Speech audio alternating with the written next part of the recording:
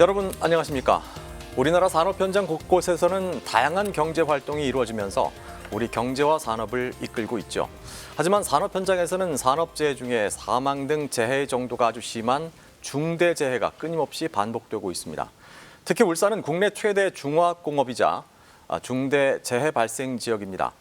노동자들에게는 언제 어디서 또 누구에게나 닥칠 수 있는 이 중대재해 사망사고, 이런 사고를 막고 안전을 강화하자는 의미에서 내년 1월부터 중대재해처벌법이 시행됩니다. 요즘 우리 산업 현장의 최대 이슈인 중대재해처벌법을 올바로 분석하고 현실에서 어떤 문제점과 과제가 필요한지 전문가들과 함께 집중 토론해 보겠습니다. 자, 팩트체크 프로젝트 울산 MBC 특집 토론, 중대재해처벌법 산업 현장은 달라질 것인가? 이제 시작하겠습니다. It's no longer acceptable for workers to go to work in the morning and not return to their families in the evening.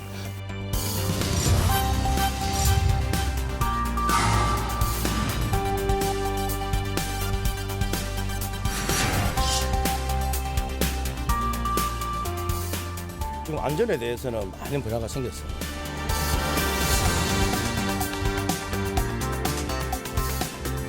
가짜 의미만 사업장이라고 부르는데요. 이 법을 빠져나갈 가능성이 높아요.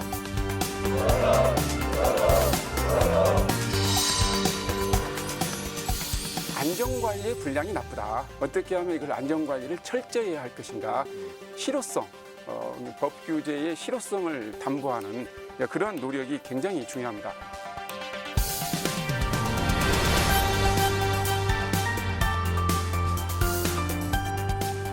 자, 중대재해처벌법 시행을 앞두고 우리 산업 현장은 과연 어떤 변화가 있을 것이고 또 어떤 점을 개선하고 또 어떤 방안이 필요한지 함께 말씀을 나눌 패널 여러분을 소개해드리겠습니다. 먼저 안전법규 안전관리 전공이신 서울과학기술대 안전공학과 정진우 교수 모셨습니다. 예, 반갑습니다. 자, 현대자동차 불법 파견 사건을 수행하는 등 노동사건 전문 변호사시고요. 중대재해처벌법 제정 울산운동본부에서도 아주 활발하게 활동하고 계신 정규호 변호사 모셨습니다. 반갑습니다. 자, 그리고 한겨레에서 산업재해를 주로 취재하신 신다은 기자도 모셨습니다. 반갑습니다. 자, 중대재해처벌법 내년 1월부터 시행이 되는데요. 정확하게는 1월 27일부터 시행이 됩니다. 이게 과연 어떤 법인지부터 좀 알고 가야 될 것 같아서 어떤 법인지 좀 소개를 해주실까요? 명칭 그대로 그 안전보건조치 의무를 위반해서 인명피해가 발생을 하는 경우에 사업주나 경영 책임자를 처벌함으로 인해서 산업재해를 예방을 하고 해당 사업자에 종사하는 종사자들을 보호하기 위한 법입니다. 이 법의 특징이라고 할 수 있는 것은 이 사용자의 안전 조치를 해야 될 의무가 직접 고용 근로자뿐만 아니고 도급, 용역, 위탁 등 하청업체 근로자뿐만 아니고 특수고용 노동자들한테도 산업 안전에 관한 보호 조치를 해야 될 의무를 부과한 것이 특징이라고 할 수 있을 것 같습니다. 또 주요 처벌 내용을 좀 보자면 산업재해로 인해서 사망자 1명 이상이 발생을 하면 해당 사업자나 경영 책임자에 대해서 1년 이상의 징역 또는 1년 이상 30년 이하의 징역 또는 10억 이하의 벌금을 처할 수 있도록 하고 해당 회사에 대해서는 50억 원 이하의 벌금을 처할 수 있도록 규정하고 있습니다. 중대재해를 예방하고 생명과 신체를 보호하기 위해서 중대재해가 발생했을 때 사업자나 경영 책임자의 처벌 조항을 강화한 법, 이렇게 저희들은 이제 알고 있는데, 근데 그 산업안전보건법이 기존에 있지 않습니까? 근데도 이런 새로운 법이 필요한 건가요? 사실상 논리적으로 보면 필요가 없습니다. 왜냐하면 산업안전보건법에 만약에 부족한 점이 있다고 하면 산업안전보건법을 보완해서 거기다 내용을 담으면 될 것이고 그다음에 문제가 있으면 그걸 개정하면 될 것인데 이게 새로운 법을 만들다 보니까 사업장에서는 굉장히 혼란스럽기도 하고 또 내용 중에서 상당 부분이 또 산업안전보건법과 중복됩니다. 그리고 또 상충되기까지도 합니다. 그러다 보니까 결국 어느 장단에 맞춰서 춤을 춰야 할지 상당히 현장에서는 사실상 이걸 실질적으로 지키기보다는 어떻게 하면 법 준수를 회피할까 그런 쪽으로 이제 관심이 모아지고 있는 그런 상태라서 굉장히 아쉬운 상태라고 할 수가 있고요.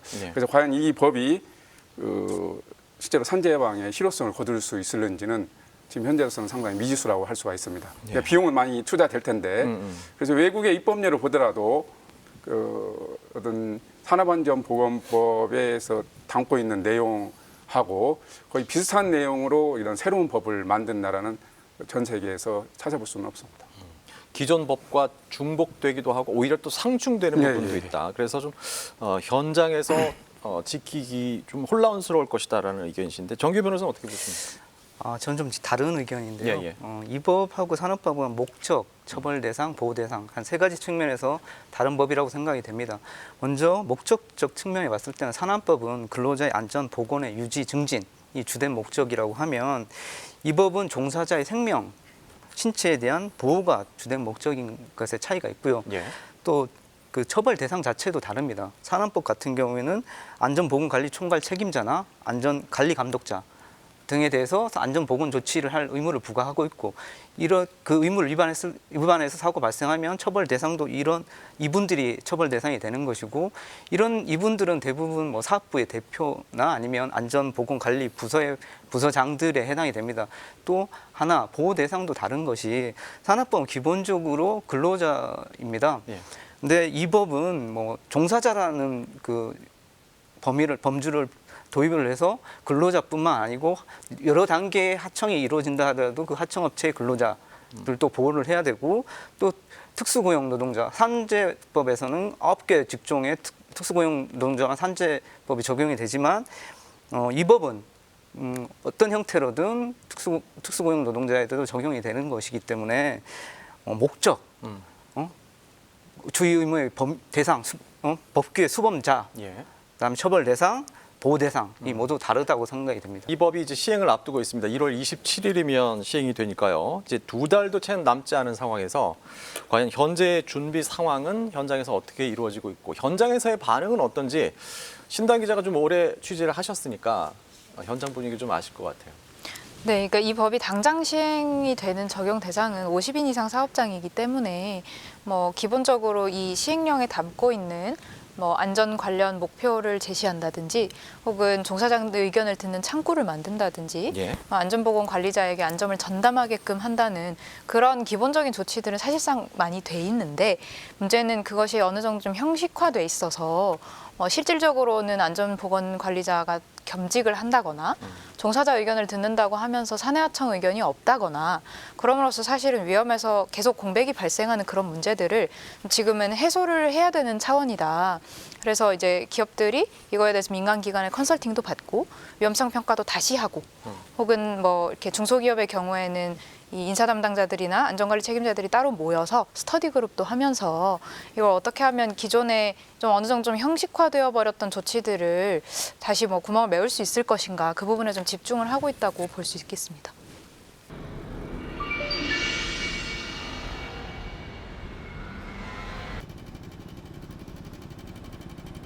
전혀 모르겠습니다. 아 그래요. 이제 알았어요.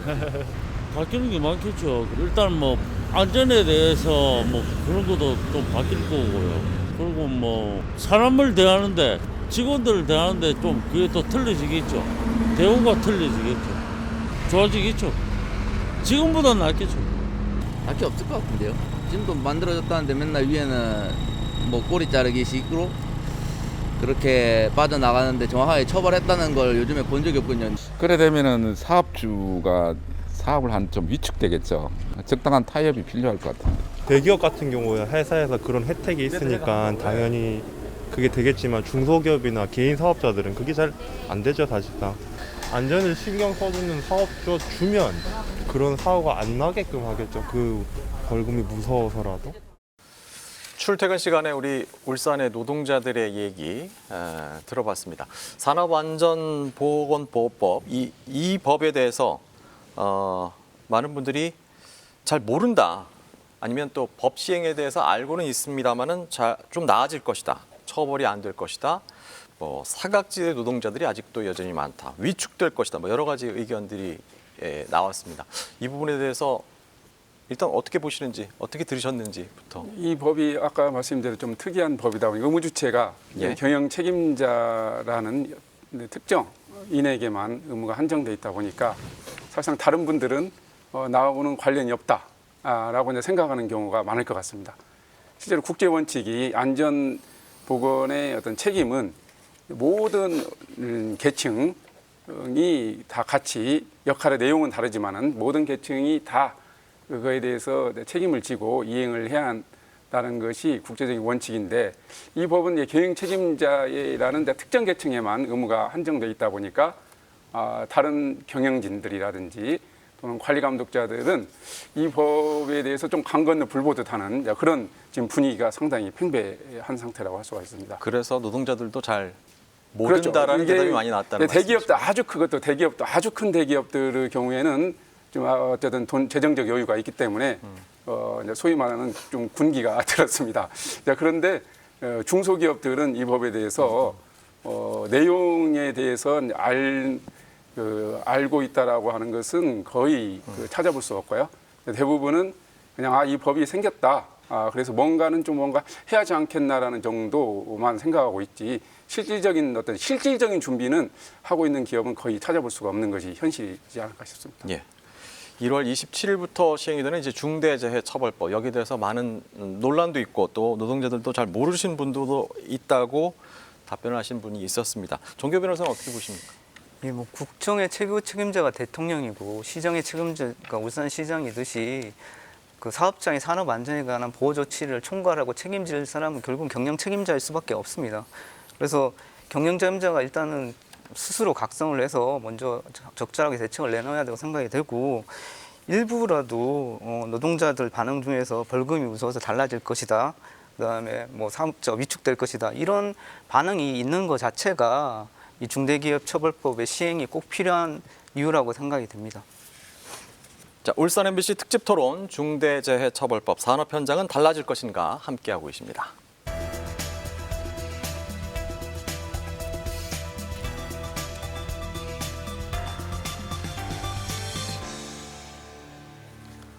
자, 중대재해처벌법 시행과 관련해서 여러 가지 문제점, 또 실효성에 대한 논란, 또 우리 산업 현장에서 중대재해 사망 사고를 줄이기 위한 과제를 넣고 저희가 팩트 체크를 하나씩 해보겠습니다.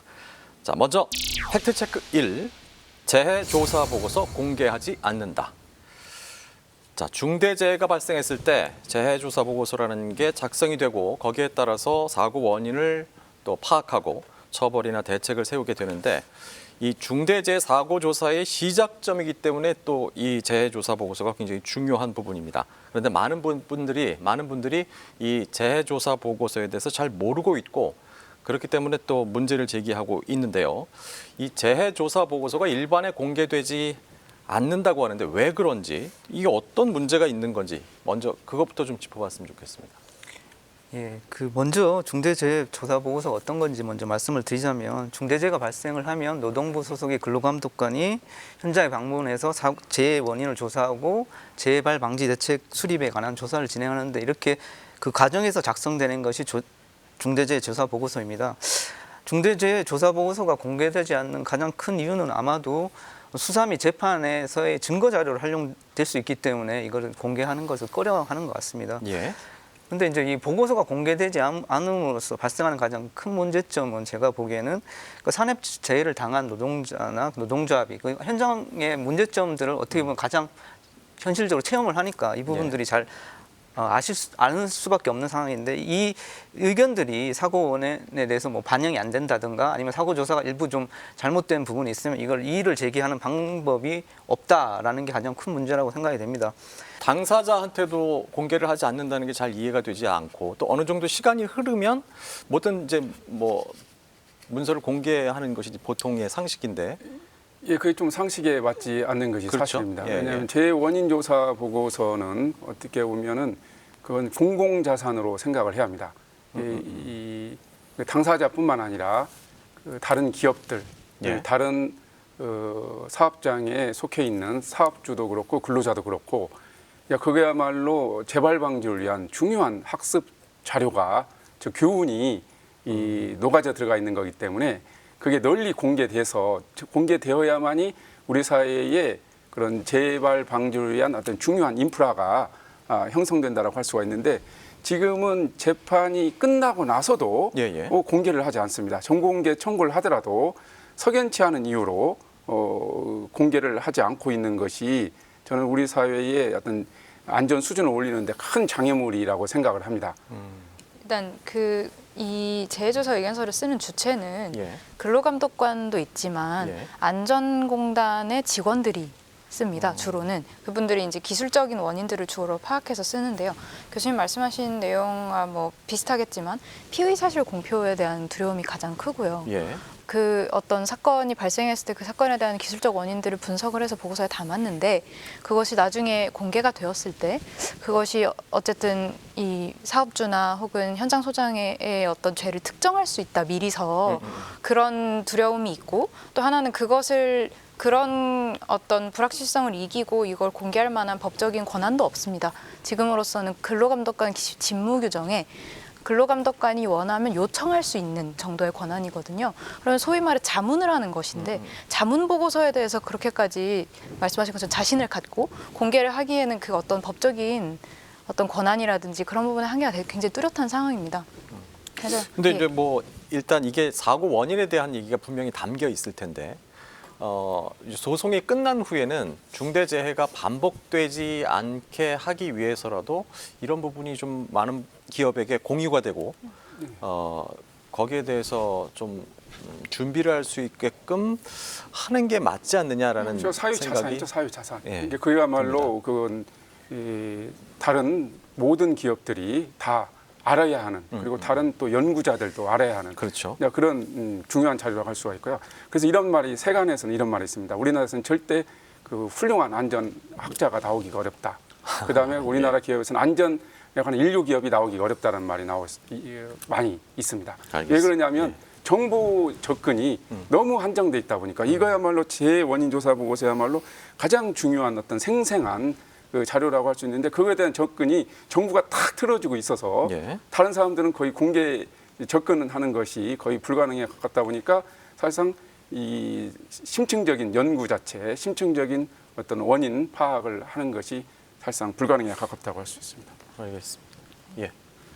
또 뭐 하실 말씀이 있으시면 간단히만 말씀드리면 그래서 어쨌거나 사고의 유형이 굉장히 단순한 재래적 사고인 경우도 있고 예. 아주 복잡하고 재해자가 많이 발생한 사건인 경우도 있어요. 그래서 이 사회적으로 우리가 교훈을 가져야만 하는 그런 재해의 경우에는 심의위원회를 둬서 어떤 것을 공개하고 예. 어떤 것은 어떤 재해자나 유족의 의견을 들어받지 않을지를 심의하는 기구를 만들자 그런 논의도 사실 많이 되고 있는 상황입니다. 예, 알겠습니다. 첫 번째 팩트 체크, 재해 조사 보고서 공개하지 않는다에 대한 내용 확인해 봤습니다. 자, 이제 두 번째 팩트 체크 들어가겠습니다. 팩트 체크 두 번째, 5인 미만 사업장 적용 제외입니다. 이거는 뭐 팩트 체크라기보다는 과연 이 조항이 과연 바람직한가에 대한 얘기가 될 것 같은데 말이 많습니다. 이 조항에 대해서 굉장히 말이 많는데 어떻게 보시나요? 또 뭐가 문제일지 일단 현장의 분위기가 어떤지 좀 궁금하기도 합니다. 신당 기자. 예, 일단 이 5인 미만 사업장의 한계에 대해서는 우리 사회에서 오랫동안 이야기를 해왔고 이 5인 미만 사업장은 근로기준법상 연장근로수당이나 휴가 규정도 적용을 안 받습니다. 그래서 이런 어떤 어떤 편법을 누리기 위해서 사업주들이 일부러 10인, 20인 사업장이 5인 미만으로 쪼개는 경우가 굉장히 많아요. 아, 기업체를 아예 쪼개요? 예. 그래서 가짜 5인 미만 사업장이라고 부르는데요. 그런 사업장을. 근데 이 기존의 어떤 수당의 지급에 있어서도 그런 편법이 있는데 문제는 중대재해처벌법 특히 중대산업재해 법령의 적용 대상이 5인 미만이 빠지게 됩니다. 예. 그렇게 되면 실질적으로 사업주는 이 적용을 받지 않기 위해서 상시 근로자 수를 4인으로 맞추고 나머지 모든 어떤 웬만한 사업들은 좀 외주화를 한다든지 플랫폼 노동자를 쓴다든지 그런 방식으로 이 법을 빠져나갈 가능성이 높아요. 현재로서는 50인 미만 사업장은 3년 유예가 있기 때문에 당장 그런 움직임이 현실화하진 않겠지만 그런 탈법의 소지는 노동계에서도 많이 우려하고 있는 부분입니다. 예. 자, 정규 변호사께서는 뭐 소송도 많이 해보셨을 텐데 이런 부분들은 어떻게 봐야 될까요? 이 신다영 기자님 말씀하고 비슷한 취지인데요. 예. 그러니까 근로기준법상에서 5인 미만 사업장에 적용되는 규정이 굉장히 적습니다. 그래서 해고도 자유스럽고 뭐 연장근로, 야간근로 수당도 제대로 못 받을 수 있는 그런 사정이 있는데, 근데 5인 미만 사업장이 뭐 해외에 종사하는 노동자만 대략 한 30% 되고 사업장 수는 60% 이상이 된다 차지한다고 합니다. 그래서 이 5인 미만 사업장을 재개했을 경우에는 상당수 노동자가 안전에 사각지대에 놓이게 될 우려가 있을 것 같고요. 사업장 전체 사업장이 60%가 해당이 된다라고 하면 이 조항이 좀 문제 있는 거 아닌가요? 논리적으로 문제가 많죠. 그렇죠. 그러니까 사실상 5인 미만 사업장의 근로자하고 그 이상의 기업에 속해 있는 근로자하고 생명의 그 가치의 차이가 있는 것인 양 그런 식으로 규정된 꼴입니다. 이게 왜 그렇게 됐냐면 사실상 이 법이 그 제정 목적부터가 주로 대기업, 대기업에 초점이 맞춰지다 보니까 정치인들이 입법 과정에서 이 큰 사업장들은 그나마 이거 버틸 수 있을 거라고 감당할 수 있을 거라고 생각했는데 이제 50인 에서 예를 들면은 뭐 300인 정도 사업장들은 한테는 이 법이 너무 부담스럽겠구나라고 생각을 한 거고 5인 미만은 아예 적용하게 되면은 무조건 다 불법 처벌될 거라는 이제 생각 때문에 거기는 이제 아예 제외를 시킨 거고 50 미만 사업장도 여기도 거의 100% 거의 처벌될 거라고 이제 생각을 들다 보니까 어떻게 보면 3년간 유예를 시킨 건데요. 그러니까 이게 법이라는 게 우리 사회에 예를 들면 우리 따지면 300명 정도의 사업장의 눈높이에 맞춰서 법이 제정이 돼야 하는데 이게 대기업의 눈높이를 맞춰 가지고 법이 제정되다 보니까 정치인들이 스스로가 이건 너무 심하겠다. 5인 미만 같은 경우는 아예 적용해서 제외시키자. 그다음에 또 50 미만은 일단은 모르겠고 밀어놓자라고 이제 생각하는 어떤 정치적인 고려가 상당히 많이 작용했다고 할 수가 있겠습니다. 예. 오히려 보호받아야 할 노동자들이 이 조항 때문에 더더욱이나 보호를 받지 못하는 현상. 그렇죠. 지금 현재 5인 기업 규모가 작으면 작을수록 안전에 이제 취약한 상태고요. 이미 5인 미만 사업장 산업안전보건법도 5인 미만 다 적용하고 있습니다. 그리고 외국에서도 5인 미만이라고 해서 적용이 제외되고 있는 안전과 생명과 관련된 그 법에 있어서 5인 미만이 제외되는 그런 입법령은 찾아볼 수가 없습니다. 그렇습니다. 자, 두 번째 팩트 체크 해봤습니다. 5인 미만 사업장 적용 제외 이 부분에 있어서는 뭐 세 분의 패널 모두 문제가 있다라고 지적을 하셨고요. 자, 이번에는 세 번째 팩트 체크 들어가겠습니다. 팩트 체크 3. 산업재해는 노동자들의 부주의 탓이다. 자, 이거 어떻게 보십니까? 노동자의 부주의가 사고의 가장 큰 원인이라고 해야 하는가? 뭐 여러 가지 논란이 있을 수 있겠습니다만은 정 교수님 어떻게 보십니까? 산업재해의 원인은 사고의 유형에 따라서 많이 다르다고 할 수가 있고요. 통상적으로는 불안전한 상태하고 불안전한 행동이 복합적으로 작용하는 것이 일반적이다라고 얘기를 하고 있습니다. 특히 뭐 큰 사고, 예를 들면 어떤 조직 사고라고 하는 그런 사고의 경우에는 다양한 요인이 어우러져 아마 결합돼서 발생하는 거고요. 그런데 단순한 사고, 예를 들면 걸어가다 걸려서 어디 돌부리에 걸려서 넘어졌다든지 하는 것은 뭐 불안전한 상태라기보다는 주로 불안전한 행동이 관여했다라고 할 수가 있는데요. 그래서 사고의 유형이라든지 사고의 원인 그것은 일률적으로 말하기는 어렵고 어쨌거나 대부분 사고에는 다양한 원인이 있기 때문에 그래서 면밀한 원인 조사가 굉장히 중요하다고 할 수가 있고요. 그래서 일률적으로 뭐 근로자만의 책임이다 또는 단순한 사고조차도 뭐 경영자의 책임이다라고 그렇게 단선적으로 접근할 것은 아니라고 생각이 됩니다.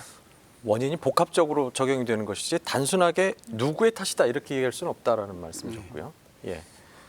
금속노조 현대중공업 지부가 한국노동안전보건연구소에 의뢰해서 2014년부터 2020년까지 중대재해를 이제 자료를 분석해 보니까 뭐 고장착지 해제 등 안전장치의 부재나 뭐 설비 문제로 발생한 사고거나 주로 이제 아웃소싱 외주화로 인해서 그 원하청 근로자 간의 소통이 부재하거나 아니면 하청업체 상호 간의 소통 부재로 발생한 사고가 대부분인 것이 확인이 됐습니다. 이처럼 대규모 울산 지역 같은 경우는 대부분의 대규모 설비와 장치가 설치된 그런 사업장인데 이런 사업장에서는 대부분 어떤 설비의 문제 아니면 안전 조치의 문제인 것으로 보여지고요. 예. 뭐 그렇지 않고 뭐 개인의 실수가 일부 복합적이고 아니면 또 개인의 실수가 주된 원인이라고 하더라도 예. 일하는 사람의 생명과 건강을 보호하는 것은 사업주의 기본적인 의무라고 생각이 됩니다. 그래서 2인 1조 작업의 뭐 현실화라든가 아니면 안전 담당자 실무자의 현장의 고정적인 배치라든가 이런 개인이 실수하지 않도록 실수가 없도록 제도하는 것도 경영 책임자의 주요한 책임이라고 생각이 들고요.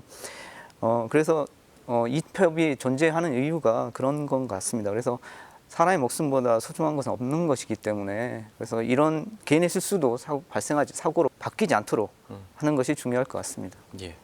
산업재해가 노동자들의 부주의만이다, 부주의 때문에 발생한 것이다라고 치부해버리고 다른 조건들은 보지 않으려고 하는 그런 경향을 좀 경계하는 그런 게 아닌가 싶기도 하고요. 그런데 또 이제 거기다가 근로자의 또 불안전 행동을 다 제껴버리는, 그렇죠. 그 무시하는, 예. 이제 그렇게 되면 재해방의 실효성을 거두기 어렵습니다. 왜냐하면 그렇습니다. 직접 작업하는 것이 근로자이기 때문에 예. 작업자분들이기 때문에 그분들이 역시 불안전한 행동을 하지 않도록 스스로도 이제 불안전 행동을 하지 말아야겠고 또 회사 차원에서도 불안전 행동을 하지 않도록 하는, 그래서 불안전 행동이 사실상 이 불안전한 상태보다 훨씬 더 개선하기가 어렵습니다. 예.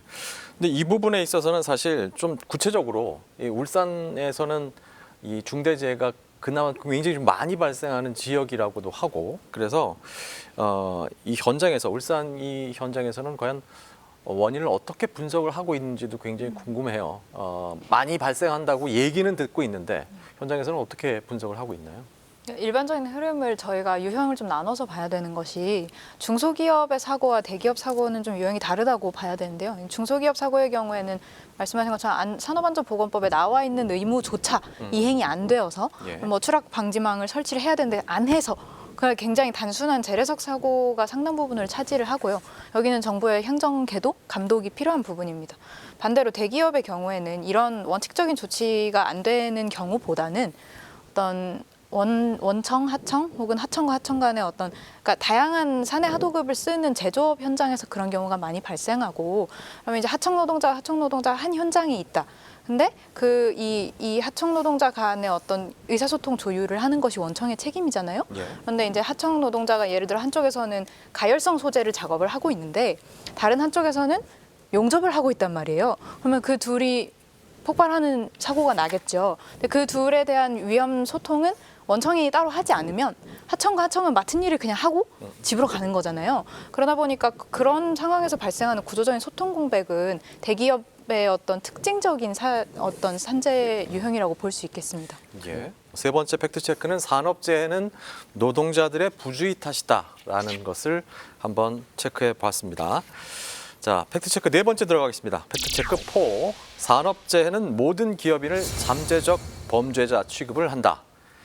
여기에 대해서는 좀 하실 말씀이 굉장히 많으실 것 같아요. 경영자 책임과 처벌을 이번에 중대재해처벌법에서 굉장히 좀 강조를 하다 보니까 많은 기업인들의 그 경영활동, 기업활동을 제약한다. 또는 처벌에만 너무 비중을 두는 것이 아니냐. 뭐 이런 논란들이 있었습니다. 이 부분에 대해서는 어떻게 보시는지요? 예, 그 기업인들이 이런 우려를 한다는 자체가 좀 환경 변화에 효과가 있을 거라고 생각이 되고요. 그 창사 이래 현대중공업 예를 자꾸 들어서 좀 죄송스러운 마음이 들긴 하지만 현대중공업 창사 이래 사망자가 477명이 발생을 했습니다. 그래서 현대중공업이 연초에 문 닫는 각오로 중대재해를 예방을 하겠다라고 천명을 했고 또 특별 근로감독도 작년부터 해서 한 3번을 받았습니다. 그런데 계속 노동자의 중대재해가 발생했고 올해만 들어서만 4명이 사고가 발생을 했습니다. 근데 이런 현상의 주된 이유가 그 벌금형, 대표이사가 벌금형, 제가 확인해 보니까 뭐 한 300만 원 이하의 벌금형으로만 몇 번 처벌된 예가 있는 것 같습니다. 그래서 이게는 그 가볍게 처벌하는 게 그 이유라고 생각이 들고, 그래서 이제 기업주들이 산업 안전의 비용이 좀 들더라도 내 노동자들, 내 부모, 자식이라고 생각하고 좀 안전 조치를 취하면 처벌들이 없을 거라고 생각이 되고요.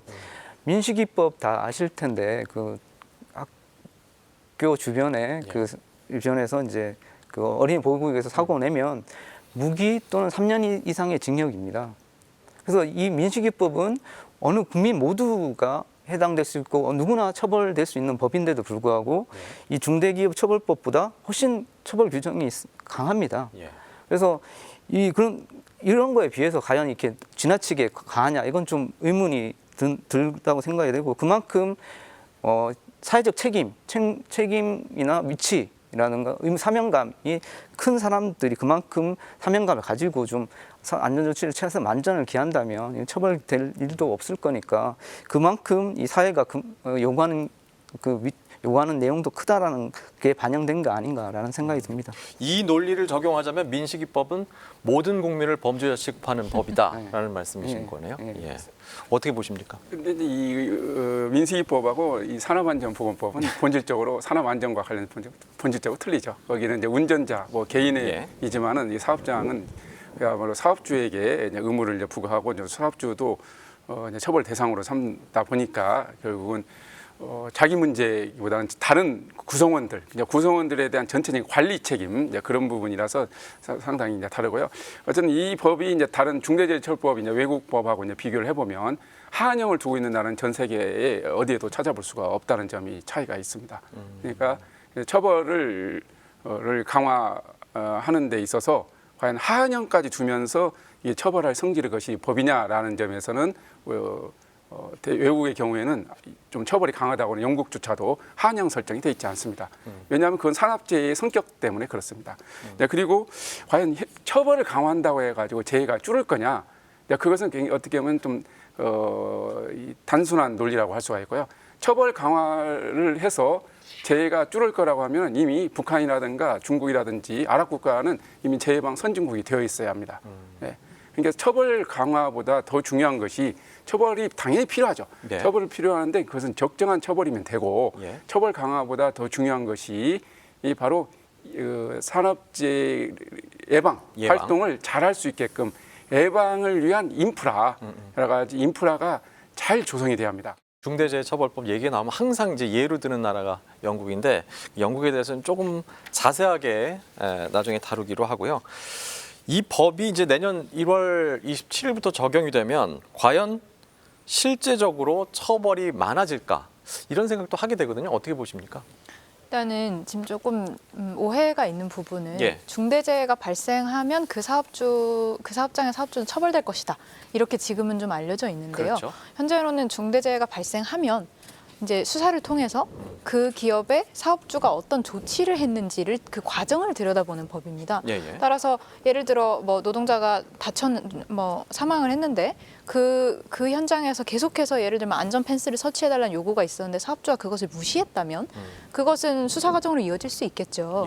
그런데 그게 아니라 뭐 사업주가 계속해서 안전 펜스 설치를 하고 그 부분을 들여다봤는데도 불가피하게 재해가 발생했다. 그 부분에 대해서까지 처벌하지는 못하거든요.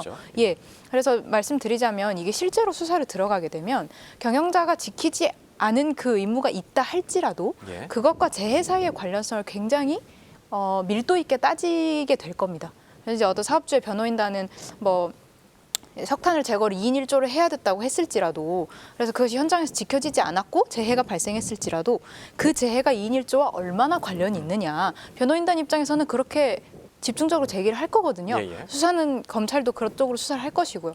그렇게 해서 입증이 다 돼야만이 처벌이 가능한 것이기 때문에 방금 아까 말씀하셨지만 영국에서도 이 법으로 처벌되는 실례가 아주 많지는 않아요. 그래서 오히려 이걸 보면 지금 뭐 법무법인이나 여러 군데에서 공포 마케팅을 하고 있긴 하지만 이 경영 책임자의 중대 과실 내지 고의를 입증하는 건 상당히 까다로운 일이고 이거는 처벌 자체의 건수를 늘린다기보다는 사업주가 스스로 자기 사업장 위험 요인을 좀 적극적으로 점검한다. 어떤 산업안전보건법이 객관식 풀이라면 이제 중대재해처벌법은 우리 사업장만의 고유한 고질적인 문제가 뭘까를 먼저 찾아내고 처방하고 예방하고 이런 쪽에 어떤 압박하는 기능이다. 이렇게 저는 판단이 됩니다. 알겠습니다. 이제 얘기가 많이 나와서 이제 안전 선진국이라고 하는 이 영국은 2007년에 우리가 흔히 기업 살인법이라고 부르는 이 법인과실치사법을 제정해서 여러 가지 기업의 책임을 묻고 또 예방과 관련한 산업 현장의 모범 사례로 지금 주목을 받고 있습니다. 그럼 과연 우리하고는 어떻게 다른지 또 어떻게 시행을 하고 어떻게 적용을 하고 있는지 김문희 기자가 직접 영국에서 취재를 하고 저에게 소식을 전해왔습니다.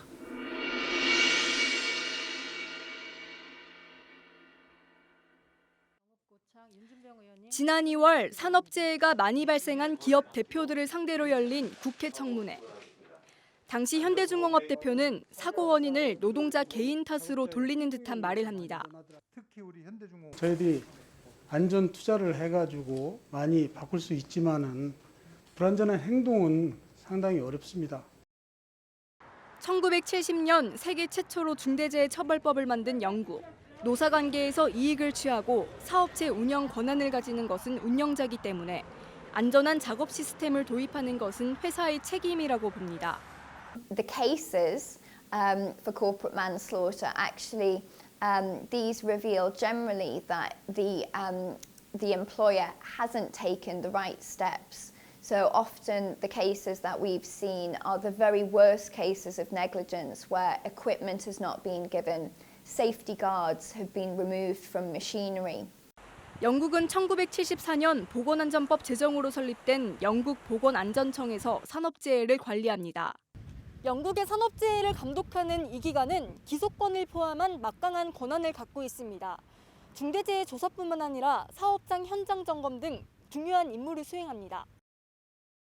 우리나라는 사고 책임이 대부분 하청업체에 떠넘겨지지만 영국에서는 누가 통제했고 어디에서 지시받았는지를 따져 최종 통제권까지 거슬러 올라갑니다.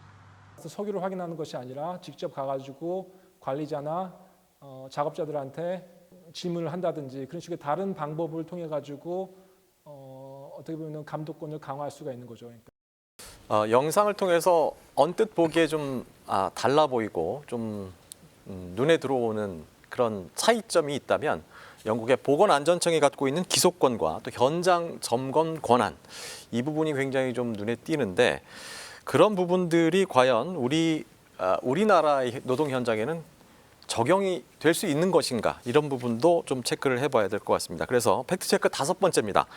영국식 모델 만병통치약인가 한번 체크를 해보겠습니다. 영국의 법, 영국의 사례가 과연 어떤 것인지도 굉장히 궁금하고요. 우리의 중대재해처벌법과 비교를 해본다면 어떤 점에 차이점이 있고 어떤 점이 좋고 또 어떤 점이 안 좋은지 그걸 좀 체크를 해봤으면 좋겠습니다. 예, 우리 법은 기본적으로 경영된 안전조치를 제대로 하지 않은 사람을 처벌하는 법입니다. 물론 기업을 같이 벌금형을 처벌하는 것이 있지만 기본적으로는 사람을 처벌하는 법이고요. 영국 법은 기업 과실치사 및 기업살인법이라는 명칭에서도 알 수 있듯이 기업 자체를 처벌하는 것이고요. 이 영국 법에서는 그 산업재해가 사람의 실수나 잘못이 아닌 기업의 범죄라는 인식이 법 저변에 좀 깔려 있는 것 같습니다. 그리고 우리하고 결정된 차이점은 뭐 하한이 없다고 말씀하셨는데 교수님께서 벌금의 상한이 없습니다. 우리 아까 말씀드렸다시피 우리 법은 50억 이하의 벌금에 처하도록 기업의 경우에는 규정되어 있는데 이 영국 법은 벌금의 상한이 없어서 뭐 만약에 중대재해 기업을 일으키는 경우에 그러니까 VCR에서도 나왔듯이 기업 자체가 파산할 수도 있는 그런 법입니다. 알겠습니다. 그러면 영국 이제 모범 사례라고도 다들 얘기를 하는데 우리나라에 적용이 가능하다고 보십니까? 이 법은 우리 중대재해처벌법이 영국의 법인과실사법을 제정의 모티브로 삼긴 했지만 그 내용과 구성에 있어서 체계에 있어서는 확연히 다릅니다. 방금 변호사님께서 말씀하신 대로 영국은 이제 법인만 처벌을 하는데 우리는 이제 법인뿐만 아니라 오히려 개인 경영 책임자에 초점이 맞춰져 있고요. 그다음에 영국은 이미 우리나라는 이미 결과적 가중범, 즉 사망의 어떤 중한 결과가 발생했을 때 형사처벌한다는 것이 이미 산업안전보건법에 규정이 돼 있었습니다. 그런데 영국은 산업안전보건법에 그런 규정이 없었습니다. 그렇기 때문에 영국은 사망이 중한 결과가 발생했을 때 중하게 처벌한다라는 가중해서 처벌한다는 그런 법을 만들 만한 이유가 있었던 거죠. 그런데 우리는 이미 산업안전보건법에 그런 나쁜 결과가 발생했을 때 가중해서 처벌한다는 규정을 가지고 있었습니다. 보건안전청의 권한과 관련해서 우리 고용노동부의 권한을 강화하는 부분에 대해서는 어떻게 보십니까? 또 영국의 검찰 제도를 봐야 하는데 영국에는 검찰이 우리하고는 다르게 1980년대에 생겼습니다. 그렇기 때문에 경찰이 기소권을 그동안에 검찰이 없었기 때문에 기소권을 행사하는 것이 당연한 거예요. 어떤 경찰에다 권한을 많이 주기 위해서 그런 것이 아니라 영국의 이제 검찰 제도가 뒤늦게 생기다 보니까 경찰이 이제 기소까지 다 하는 그런 법제를 띄고 있었던 거죠. 그러면 이제 영국 같은 경우는 기소권이 좀 많이 분산이 돼 있다라고 봐야 되는 거군요. 기소권이 영국은 검찰이 상대적으로 늦게 생겼고 그러다 보니까 경찰이 기소권이 강한 그러니까 원래부터가 기소권이 강한 거지 어떤 산업안전의 어떤 사건을 담당하는 어떤 경찰에게 많은 권한을 일부러 부여하기 위해서 이렇게 기소권이 강한 것은 아닙니다. 그 중대재해처벌법 시행이 과연 산업재해를 줄일 수 있는지 우리에게 어떤 과제가 있는지 또 영국에서 제시한 또 해법은 어떤 것인지 먼저 보시겠습니다.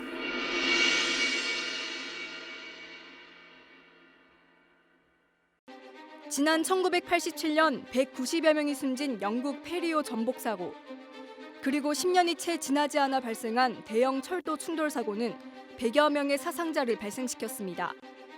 두 사고 모두 관리자의 책임이 있었지만 임원 등은 무죄로 풀려나거나 벌금형에 그쳤습니다. 이후 영국은 사망사고의 책임을 그 법인에 묻는 기업살인법을 제정해 지난 2008년부터 시행 중입니다. 과연 중대재해를 줄이는 효과가 나타났을까요? 2008년 한 20대 노동자가 작업 중 붕괴 사고로 숨졌는데 당시 관리자가 없었고 안전수칙도 지켜지지 않은 것으로 확인됐고, 회사는 안전 소홀 등의 혐의로 연매출의 250%에 해당하는 벌금 6억 원 이상을 물고 이후 파산했습니다. 기업살인법이 적용돼 유죄 판결을 받은 경우는 30여 건. 전체로 봤을 때는 큰 비중은 아니지만 산업재해에 대한 생각을 바꾸는 계기가 됐습니다. That corporate manslaughter was always intended to be reserved for the very worst cases. So health and safety law generally, some of these other companies will very likely have been convicted of a health and safety offence. 영국에서 한 해 사망하는 노동자는 10만 명당 5명 미만 수준으로 산업재해 사망률 최저 수준을 보입니다. 영국이 산업안전 강국으로 자리 잡은 데는 산재 예방에 중점을 둔 관리 시스템과 원화청이 안전에 대한 인식을 공유하는 수평적인 관계가 결정적이었습니다. Because we will investigate every level of that contract chain, right up to the top level that gave the first contract out. And they all have a responsibility to ensure that when they are appointing subcontractors, those subcontractors will be working safely. They cannot simply delegate their own responsibility to a subcontractor. That is not allowed in UK law. So the highest level contractor still has the responsibility to ensure the management arrangements are in place throughout the subcontract chain. 중요한 건 안전 문화를 만드는 것이고 이것이 곧 안전에 대한 사고방식이라고 강조합니다. It's no longer acceptable for workers to go to work in the morning and not return to their families in the evening. 자, 영국의 안전 문화 또 예방 시스템 함께 살펴봤습니다. 자, 그렇다면 중대재해처벌법이 내년에 시행이 되면 과연 우리 산업 현장은 어떻게 달라질 것인지, 또 안전 문화를 만들기 위해서 우리는 어떤 노력을 해야 될 건지, 어떤 문제점을 해결해야 될 것인지 마지막으로 한번 짚어보고 마무리를 할까 합니다. 먼저 정 교수님께서. 예, 이게 지금 현재 중대재해처벌법이 만들어진 상태에서 아까 우리 신 기자님도 말씀하셨지만은 제가 봤을 때는 현재의 대기업들이 중소기업은 아까 봤을 때 거의 준비 안 하고 있고요. 대기업들이 준비하고 있는 모습을 보면은 형식적인 법 준수, 처벌 회피용의 형식적 법 준수에 치중하고 있다. 그러니까 제가 이런 말을 많이 하고 있습니다. 형식적 안전이 실질적 안전을 삼켜버렸다. 그리고 또 법 기술이 안전 원리를 내몰아버렸다라는 말씀입니다. 자칫 이게 처벌을 통해서 비용은 많이 들어가는데 자칫하면 안전 역량의 향상으로 이어지지 못할 가능성이 크다. 그래서 우리 사회가 안전 역량의 향상으로 이어지려면 현재 있는 그 산업안전보건법이라든지 그다음에 중대재해처벌법도 실효성, 법 규제의 실효성을 담보하는 그런 노력이 굉장히 중요합니다. 현재는 산업안전보건법도 그렇고 중대재해처벌법도 그렇고 실효성이 떨어지는 부분, 지킬래야 지킬 수 없는 그런 규정들이 굉장히 많습니다.